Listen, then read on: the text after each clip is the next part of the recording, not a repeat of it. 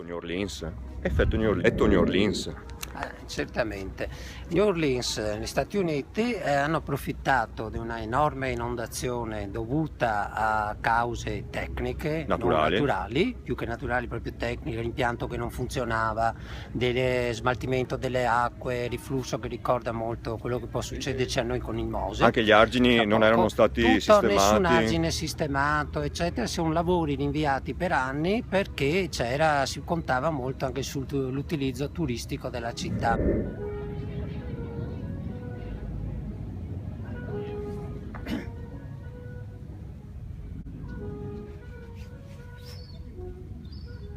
Allora, una volta avvenuta l'inondazione, invece di provvedere a sistemare la città e salvare gli abitanti e le proprietà soprattutto degli abitanti, è stato fatto di tutto, non solo perché le proprietà andassero a scatafascio, non è stato posto rimedio a nulla, ma addirittura gli abitanti sono stati chiusi tutti i servizi essenziali, compreso il commercio, le scuole, la sanità, per fare in maniera che gli abitanti se ne andassero. Non solo, visto che buona parte degli abitanti erano proprietari di case e non volevano lasciare le loro proprietà, è stato mosso addirittura l'esercito per sloggiare centinaia di migliaia di persone. Quale analogia possiamo trovare tra New Orleans e l'effetto Katrina e quello che praticamente sta succedendo a Venezia? Analogia, allora anche Venezia ha subito un disastro naturale, mettiamola così, e che è seguito a tanti altri disastri che incombono sulla città. Quindi è da decenni che la città viene di fatto abbandonata grazie ai soldi, miliardi dirottati per il Mose. Quindi pian piano la vita dei cittadini viene resa invivibile. La città si va spopolando, non ci sono soldi per la manutenzione ordinaria e straordinaria, la vita diventa sempre più invivibile. Sparisce il commercio, spariscono i posti letto perché spariscono gli abitanti, spariscono le scuole perché spariscono gli abitanti, crolla la qualità della vita perché scompaiono gli abitanti. Con questa ultima acqua alta abbiamo avuto l'effetto Katrina anche noi. Il sindaco si è premurato, appoggiato subito dal governo e dai poteri forti che governano la città, di ottenere 550 milioni per il Mose per fare ulteriori scavi in laguna. Gli stessi scavi che hanno causato questo disastro sono diventati la soluzione per salvare la laguna, a detta del neo ministro delle infrastrutture.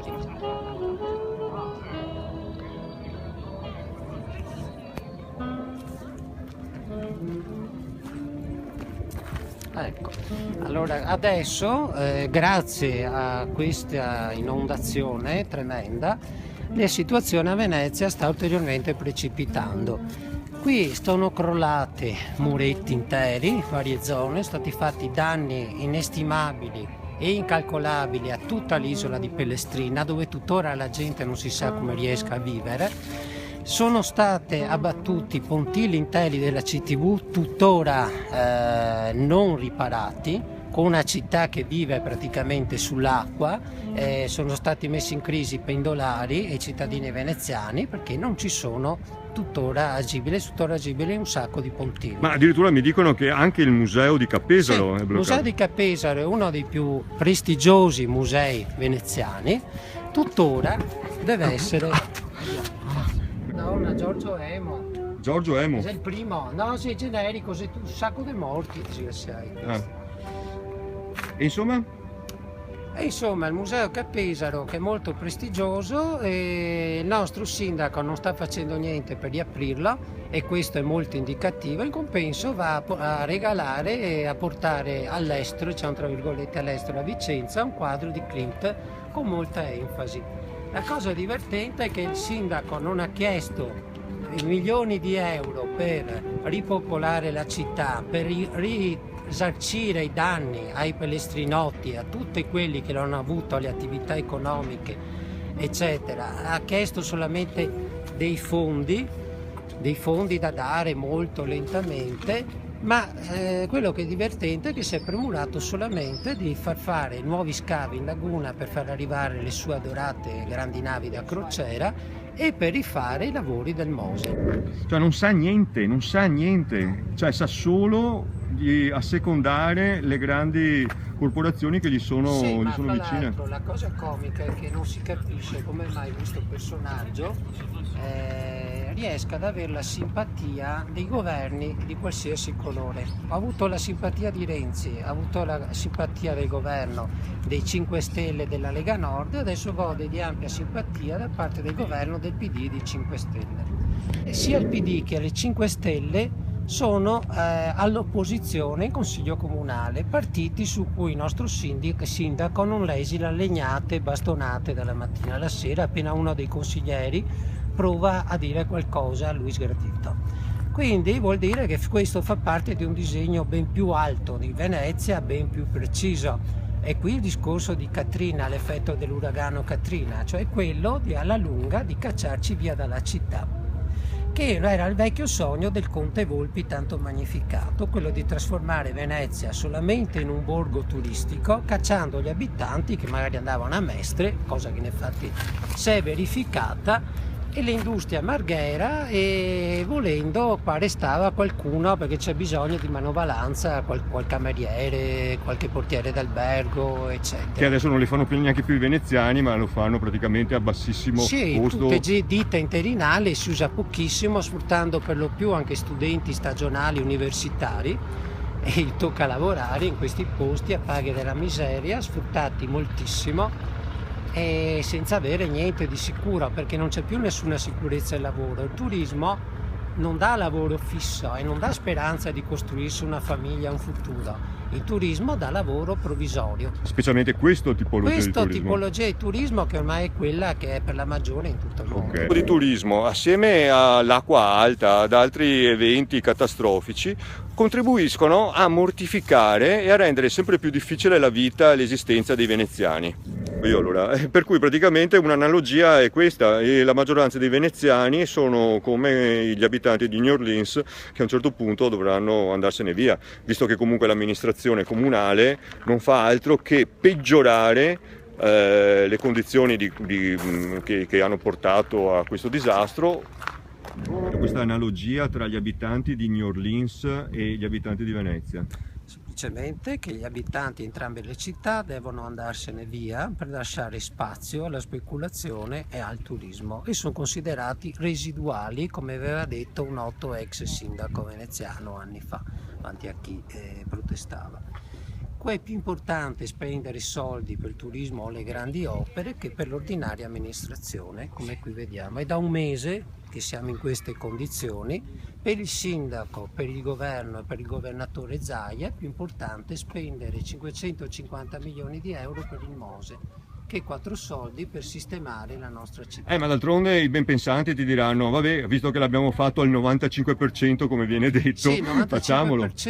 Ricordiamo che pochi giorni prima della mega alluvione il Mose non è entrato in funzione perché, a detta il Consorzio Venezia Nuova, in situazioni di turbolenza le paratoie non possono funzionare. Quindi sostanzialmente le paratoie del Mose non servono a un tubo. No, e ci auguriamo tutti che mai a qualcuno verrà in mente di poterlo utilizzare. Sì, in un mese non bisogna riuscire da lassù. No, non mi vuol tanto. E a proposito del Mose, guarda qua. Il vero dramma, la vera pericolosità è che stiamo di fronte quasi a una situazione tipo Vajont, no? In cui tutto era visto, era saputo, era stato denunciato, e poi... Disastro. Poi è successo il disastro, sistema di paludi, fiumi, lagune. Io aveva queste pompe che serviva a evitare inondazioni, ma ne funzionava da 50 anni, perché aveva un equivalente del Consorzio Venezia Nuova che se c'aveva schei non faceva un tubo. Da un mese la CTV non mette il pontile nuovo, questo pontile serve a migliaia di veneziani. Cioè, perché qua siamo a Castello, però non c'è la Biennale, non ci sono più visitatori della Biennale. Non ci sono adesso. più turisti, quindi è più importante tirar fuori i soldi per il Mose, fra l'altro di cui fa parte il Consorzio Venezia Nuova, la Confindustria di cui il nostro caro sindaco è stato presidente veneziano per 2 mandati. Non è importante questo, questa è la vita ordinaria dei veneziani. Non è importante. Sì, ma neanche tirar su i cosi qua, cioè pazzesco. Cioè una situazione proprio di Penso, abbandono quello che totale. è comico è che tutti i giornali italiani, le televisioni italiane, con l'eccezione del Manifesto, del Fatto Quotidiano, magnificano questo simbolo, il sindaco e soprattutto il Mose, che è importante per salvare Venezia. Buttata verso la riva. Partigiana già era sotto, per dare l'idea della potenza dell'acqua che ha portato su. Insomma, cosa è successo qua alla Partigiana? Poi è successo, questo cordone di pietra fa parte del monumento, perché è tutto un monumento questa zona, compreso dove stiamo noi, è letteralmente saltato grazie alle raffiche di vento di 100 km orari e dalla forza della mareggiata. La forza che appunto è riuscita a spostare, questi fanno parte della scultura, sono riusciti a spostare come mattoncini Lego questi stessi massi. Sembrano stabili, in realtà non lo sono, compreso quello dove hai i piedi tu in questo momento.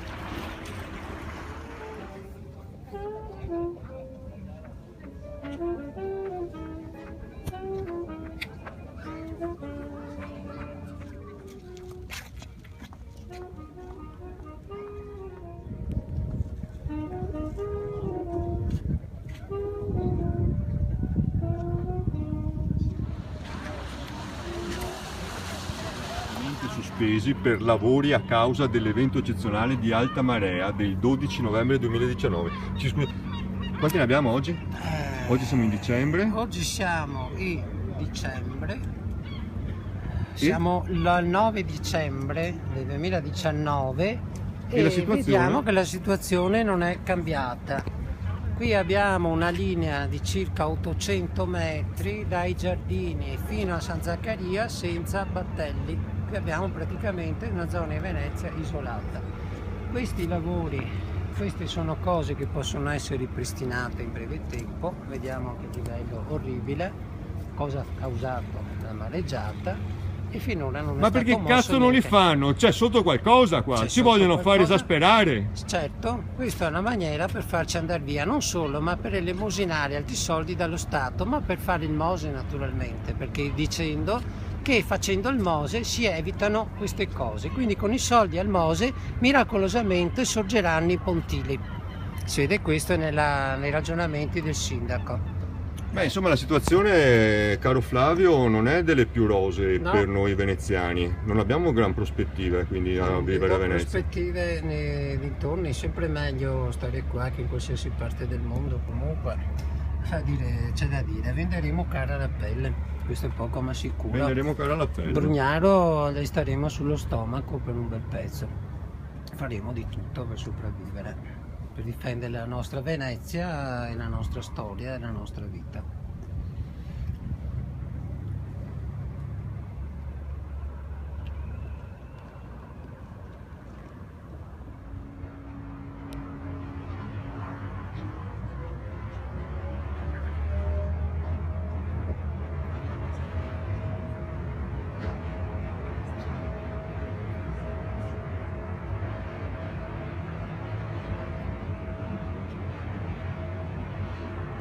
No, non sei colpa. No, ti dà un'ombra sul pizzetto, ti cade attorno un attimo più in drio. Un attimo più in drio, ok. Professionista che ti sono. No, certo, ormai dobbiamo dare per l'Oscar, insomma.